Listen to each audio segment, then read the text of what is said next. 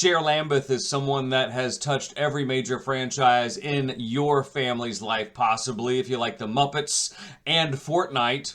Is that you? If that's the case, Cher Lambeth is in there somewhere. She's a costume designer and does so many other things. This is a fascinating chat from DragonCon 2024 that I am sure you will love. Cher, how would one best describe you and what you do? A little bit of everything. And professionally, I'm a professional costume prop and puppet builder. I work in the film and TV industry, theater, live and interactive properties. So I kind of dabble in it all, which you, as you well know, you have to do when you work in this field. So is it a gig worker? Is there a common trait that binds all of your jobs? I'm pretty much a gig worker. Okay. Pretty much every film and TV show is a production on its own. So you'll work on one for a little bit, and then when that ends, you move on to the next project. And since we have a cub reporter here, one thing in your bio really stood out. What was that, dude? Fortnite Battle Royale. Yes. What's the question you could phrase? What work did you do for Fortnite Battle Royale? Okay.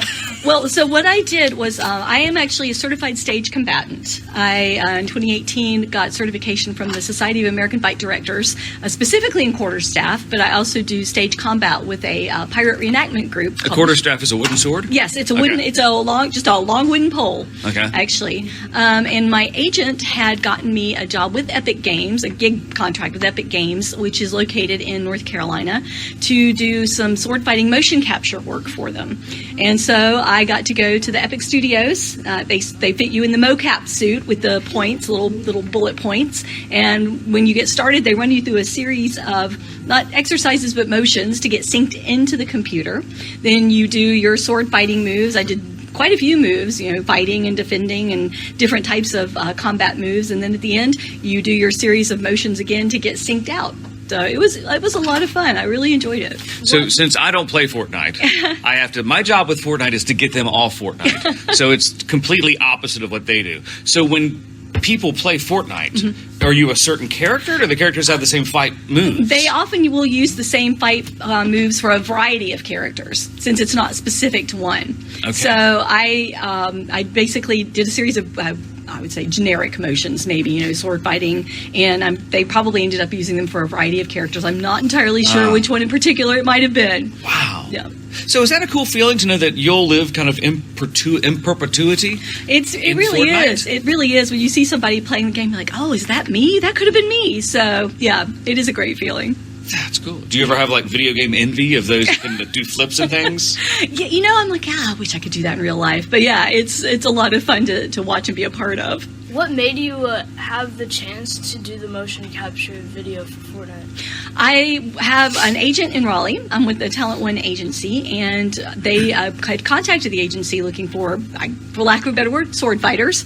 And so my agent contacted me, and it's exciting. I really enjoy the stage combat. There's a lot of history to it, not just the swords and weaponry, but there's a lot of history behind the weapons that we use. So were you into L.A.R.P.ing before that? Not so much L.A.R.P.ing, but as I said, my pirate group does shows basically all over, up and down the East Coast, and we do a series of sword fights and also talk about the weapons and the history of weapons. Cool.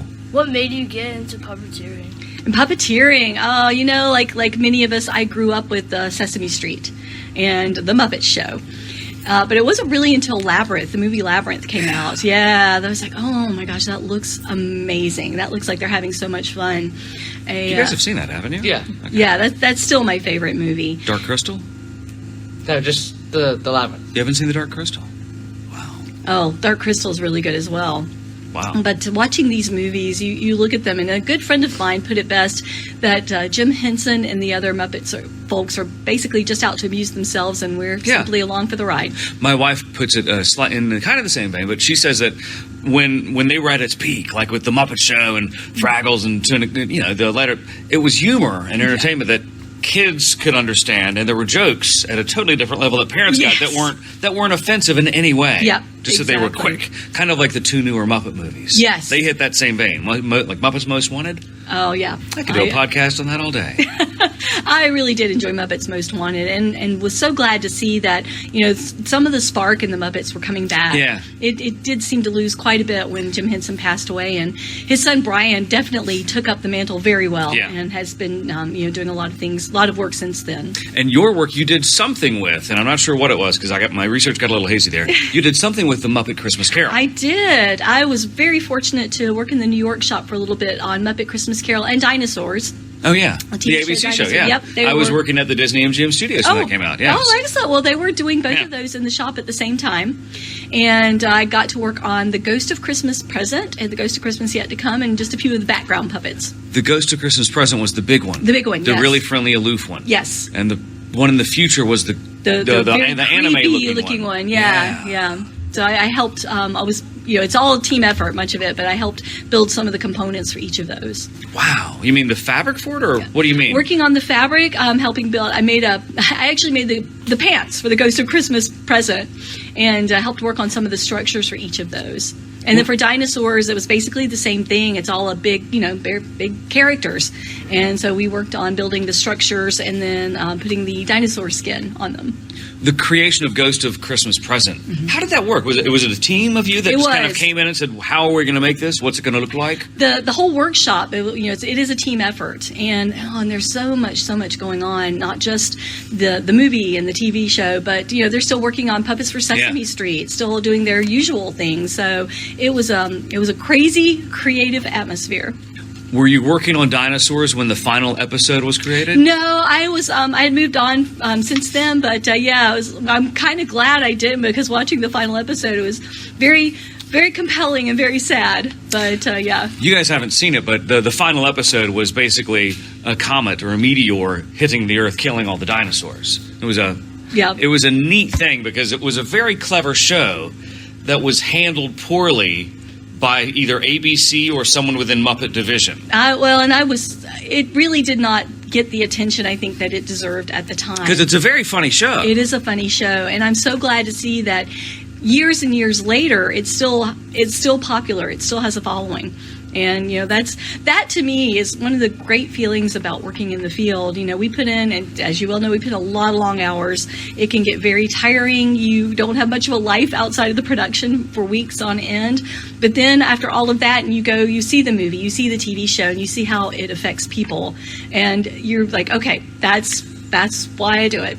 Yeah. Go forth and prosper. Exactly. So with puppeteering, we spoke about this a bit ago, that puppeteering, it's really a niche thing. It really is. And you can't really have a full-time job puppeteering. Very few people do. So, obviously some people do, the great folks that work on Sesame Street, they are there for the run of the show.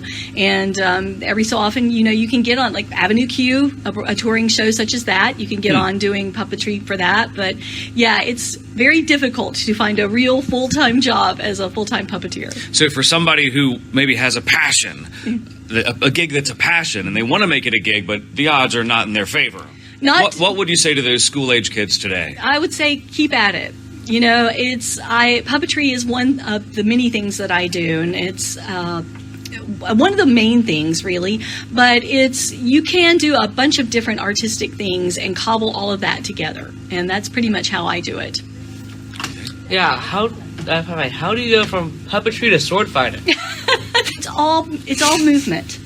So, sword fighting is like a dance, and movement, and puppetry is movement.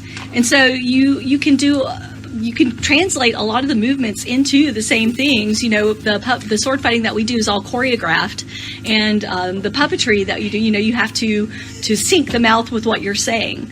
So it is all related in that respect. It's all movement. Why did you collaborate with a build team on costume construction for the Ghost of Christmas Present? If you've seen the movie, you can see how larger than life that character is, and it takes a team to build something like that. You have to build the understructure, then you have to build any accessories. Maybe support for the arms because it was so huge. Yes, and the puppeteer, it's still operating as a puppet, and then you make the costume. Even with a mouth that large, that was a hand. Yeah. Well, not just a hand, but like the puppet operation. Oh, with the lips and everything. It was just, a huge collaborative effort. And, of course, we built much of it in New York, and then everything got shipped to London. The film itself was actually shot in London. Okay. So everything had to go over to the studios there. And, of course, some finishing work would be done, any repairs that needed to be done. Again, a huge collaborative effort across the ocean. When you were doing that, did you have any idea that it would be the movie that it is now, like a favorite movie for families that they watch every Christmas? I think everyone was hoping it would become something, because that was, from what I understand, from what I was told, that was the last movie that Jim Henson had started having plans for and putting into motion before he passed away. And so that was such an amazing thing to be a part of. And, again, like I said, his son Brian just did an amazing job. The family did, taking up the mantle and carrying it on. And it's really exciting to me to see what that movie became. And just a quick little story for me. One of my very, very good friends works in the State Department, serious government stuff. And one year I had gone to visit her at Christmas, and she took me to her, for lack of a better term, company Christmas party. Wow. Well, there I am, with government officials, Yeah. state ambassadors, things like that. And they're all talking about important world events. And I'm sitting there thinking, oh my goodness, I make puppets, I suck. But then I overheard somebody saying, yeah, it was a very quiet night at the Watch Center, and this time of year we always put in Muppet Christmas Carol. That is my favorite movie. And I'm like, okay, maybe I don't suck so much. So did you just kind of lay down your puppet card and say, hey? I did not, but my friend was like, oh, well then let me introduce you to my friend Cher. So yeah, that made me feel a lot better. If you went to a school for puppeteering, what school did you go to? Well, unfortunately here in the U.S., puppetry does not have the tradition and following that it does in Europe and other countries. And there aren't many places you can get formal training in puppetry. The University of Connecticut, UConn, offers a program in puppetry, and the Center for Puppetry Arts offers some amazing classes and workshops. But most of what I got was on-the-job training. And in addition to working in the Henson studio, I spent many, many years. There was a company in Charlotte called Grace Hill Puppets, and they did a lot of really great puppets and mascots. We did a lot of mascot costumes. We were talking earlier, one of my many jobs is I am Sir Purr's veterinarian for the Carolina Panthers. I work on the mascot for the Carolina Panthers on his costume. How do you feel when you got the chance to participate in the Muppets Christmas Carol? Oh, I was elated, because I had always wanted to, ever since Labyrinth came out, or even before really, I'd always wanted to work with the Muppets, because they just looked like they were having such a great time. And, if you look, as you were saying, there are so many little jokes and inside jokes and little things that might just go over your head in movies or TV shows if you're not paying attention. And it's great. So since you got kind of a wide breadth of pop culture influences, is there one thing that you like or that you know of that doesn't get enough attention that you want to say, hey kids, check this out? Oh gosh, that's a because I see the Doctor Who pens, I see the Doctor Who vest.